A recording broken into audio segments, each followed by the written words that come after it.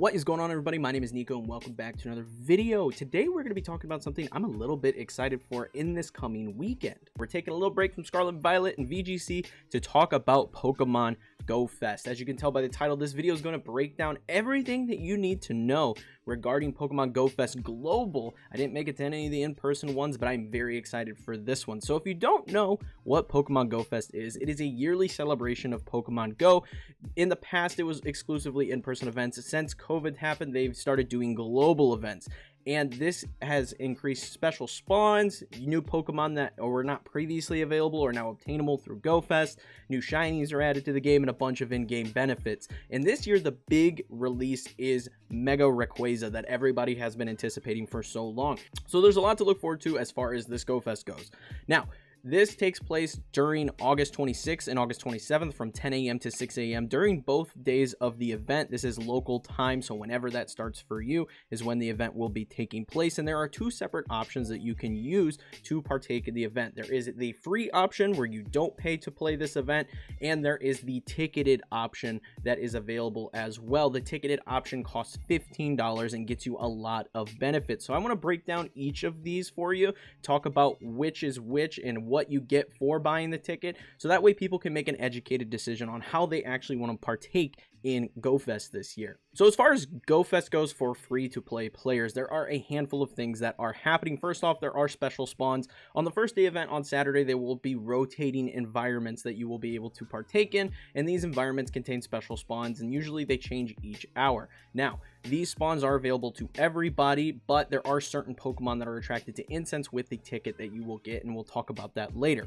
Second off, you still have access to raids, and there are some really cool raids happening, such as Primal Kyogre and Primal Groudon. There is the Cowboy Hat Snorlax that will be featured, as well as Mega Rayquaza on Sunday. Also, the remote raid pass limit has been increased to 20 during the duration of the event. So on Saturday, you can use 20 remote raids, and on Sunday, you can use 20 remote raids if that is what you choose to do, especially if you're shiny hunting one of these new legendary Pokemon. The final thing is lure modules will last 1 hour for everybody, regardless of if you have the ticket or not.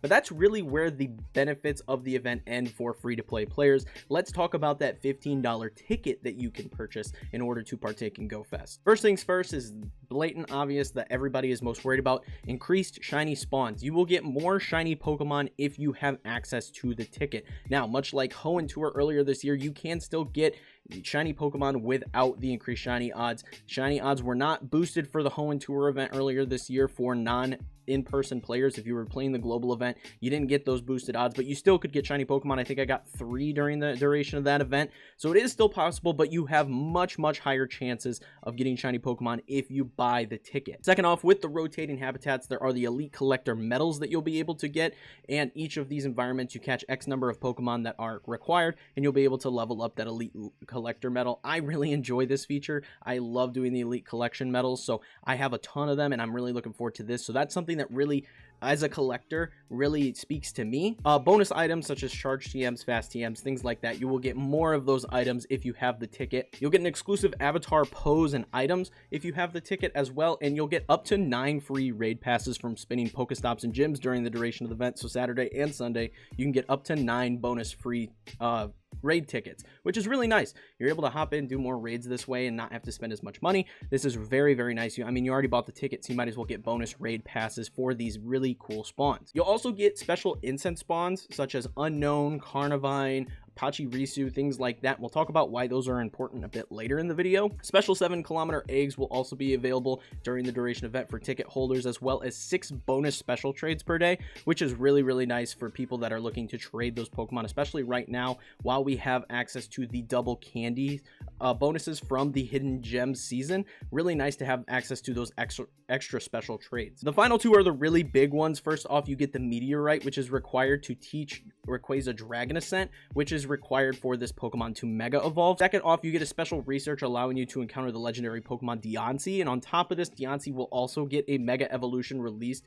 during the event, and only way to acquire this Mega is by having the ticket. So if you want Mega Deontay as well, or if you just want Deontay in general, you need to have access to the ticket in order to get that Pokemon. So really cool. It's nice to get 2 Megas during this event. However, you do have to buy the ticket in order to access either of them. But now that the bonuses are aside, let's talk about some of the highlights of the event, things that you want to hunt. First off, we have Carbink. Carbink is the new Pokemon that they are adding to the game, and Carbink is actually really solid as far as Great League goes. It is like rank 1 in Great League right now, so if you're into Pokemon Go PvP, getting as many of these Carbink as possible is actually really beneficial to you. I know I will personally be grinding it a lot because I want to have this new meta-relevant Pokemon in the Great League format. Like I mentioned earlier, Cowboy Snorlax will be available, and this is available through 3-star raids. This is actually available as a shiny as well, so if you want to shiny farm a Snorlax with a hat, this is a great opportunity to do it. There are also the new crowned Pikachu that you can get, and these will be rotating on Saturday throughout the duration of the event through the different habitats. However, on Sunday, they will just spawn randomly. Sunday, the habitats are just no more. All the Pokemon from all the habitats will spawn randomly throughout the duration of the day. Pachirisu is available as an incense for ticket holders. Now, why is Pachirisu important? For those of you trying to finish up your Sinnoh decks like myself, Pachirisu was only previously available in Canada, Alaska, and Russia, so it is a region-locked Pokemon, so having access to it is very beneficial. On top of this, Carnivine is available only in southeastern areas of the United States, like Florida, Georgia, things like that. So being able to catch this regardless of where you live is very nice as well. So Carnivine being available for incense ticket holders is very nice. Again, Unknown is returning in this particular event. Unknown is really cool as well and is only available during certain events. This is another one of those incense Pokemon that you will be able to acquire throughout the duration of the event, and it can be shiny. This also has a platinum medal tied to it by collecting all the Unknown, so if you don't have that medal completed already, having access to all the Unknown is actually really beneficial here for you getting that medal done. Really important to note. Finally, we're going to talk about the megas that you can get and the legendary Pokemon that will be appearing. Obviously, like I mentioned earlier, Primal Kyogre and Primal Groudon will be available through 5-star raids throughout the duration of the event. Previously, these were only available in the Hoenn Tour. They were just spawning like crazy, and these are essentially the mega evolutions of Kyogre and Groudon. Very powerful Pokemon, very meta relevant as far as Master League goes in GBL. Very cool Pokemon to have. On top of this, there will be 2 raid hour events during this week that you will be able to acquire. One is going to be on Wednesday from 6 to 7, as it always is. The second is Thursday. Kyogre will be Wednesday. Groudon will be Thursday.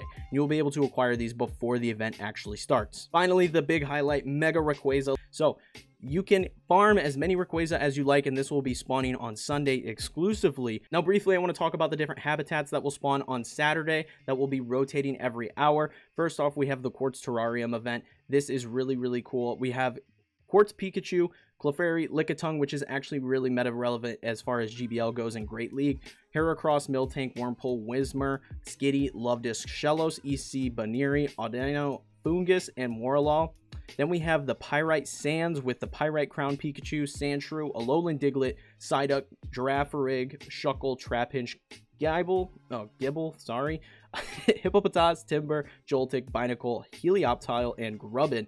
Then we have the Malkite Wilderness with Caterpie, Malkite Crown Pikachu, Bellsprout, Scyther, Cowboy Hat Snorlax, Spinarak, Remoraid, Roselia, Snover, Cottony, Ferroseed, Stunfisk, Fomantis, and Oranguru. As far as this one goes, you know, the big ones with Snorlax and Stunfisk, those are really good as far as GBL goes. Highly recommend picking those up. Bellsprout can actually be pretty good in Great League as well as a Victory Bell. Worth grabbing those. Then we have the Aquamarine Shores with the Aquamarine Crown Pikachu, Horsey, Lapras, Marill, Wobbuffet, Carvana, Barboach, good lord, Bagon, Beldum, Shellos, Woobat, Timple, Goomy, and Marini. So those are the different habitats that will be rotating hourly during the duration of the event, and most of the Pokemon featured in those habitats can in fact be shiny, with the exception of Grubbin, Morlul, and Marini. Moving on, we have new shiny Pokemon that will be added for this particular event. First up, we have the Goodra family can finally be shiny, which is really cool. You're able to obtain the Goodra line as shinies. Next up, Gastrodon's family. Both East and West Sea Gastrodon are available as shinies. Galvantula will be shiny, and Oranguru will be shiny. Finally, there are some special moves that you can acquire throughout the event. First up, Butterfree evolving from Metapod. Butterfree will learn the Fast Attack Bug Bite. Sandslash evolved during the event will be able to learn the Charge Attack Night Slash. Clefable will evolve during the event and get Fast Attack Pound.